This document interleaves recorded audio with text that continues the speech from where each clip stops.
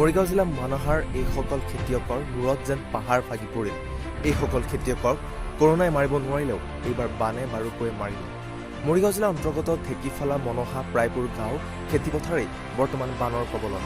কোনো খেতিয়কে যদি টকা ধাৰলৈ লৈ খেতি কৰিছিল, কোনো খেতিয়কে বেংকৰ পৰা লোন লৈ কৰিছিল খেতি। কিন্তু বৰ্তমান পৰিস্থিতিয়ে যেন খেতিয়কসকলৰ মূৰত মাধমাৰ সোধালে। এতিয়া খেতিয়কসকলে বিচাৰিছে চৰকাৰৰ সহায়। হাজাৰ হাজাৰ কৃষিভূমি এতিয়া বানৰ কবলত। এতিয়া খেতিয়কসকলে বিচাৰিছে চৰকাৰৰ সহায় সহযোগিতা। চৰকাৰে সহায় কৰিবনে এইসকল খেতিয়কক, সেয়া হ'ব লক্ষণীয়।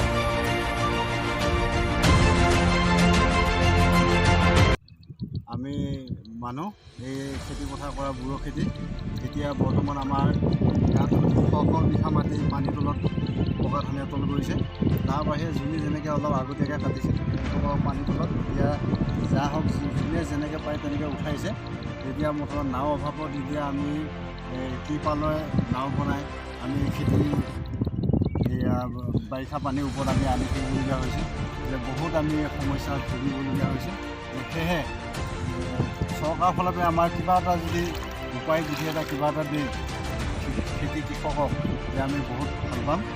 সেইটো লৈ পানীয়ে আমাক বহুত বাৰে বাৰে জোৰলা কৰাত আমি এতিয়া নাও চাও নোহোৱাত আমি বহুত অভাৱত পৰি আজি আমি খেতি চলাব নোৱাৰোঁ।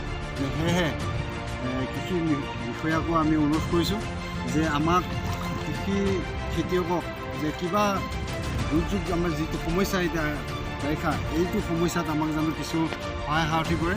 তাকে মই আপোনালোকক চৰকাৰ বিষয়াসকলকো অনুৰোধ কৰিছোঁ যে সেইটো লৈ আমাক জানো কিছুমান সমস্যা সমাধান কৰিব এইবিলাক খেতি পথাৰ বিষয়ে।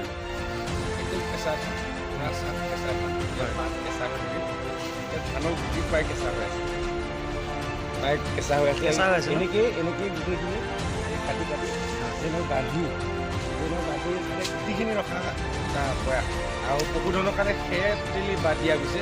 মুঠত ধানৰ গুটিখিনি ৰাখিবৰ কাৰণে গৈছে। আৰু এইফালে চাওক, মানুহে কাটি আছে পূৰা টোটেলি 400-500 বিঘা, 4-500 বিঘা আৰু ইফালে আছে, ইফালেও আছে 4-500 বিঘা। একেও তালৈকে বহুত দূৰলৈকে পূৰা বিস্তৃত। আমাৰ ইয়াত আছে, ইফালে চাবগৈ, আমাৰ এইখিনি হৈছে ঢেকিফলা, তাৰ সিফালে আছে মেলাহাটি আছে, আকৌ কাণফলা আছে, চামকটা, এনেকৈ গোটেই এৰিয়াটো টোটেলি পানী ফিলাপ।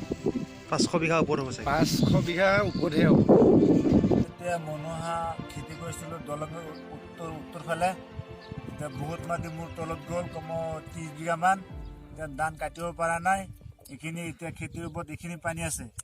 এতিয়া মই একদম মানুহ ভাড়া পইচা ধাৰ চাৰ কৰি পেলাই মই সুতত লৈ পেলাই খেতি কৰিছিলোঁ 40,000 টকামান।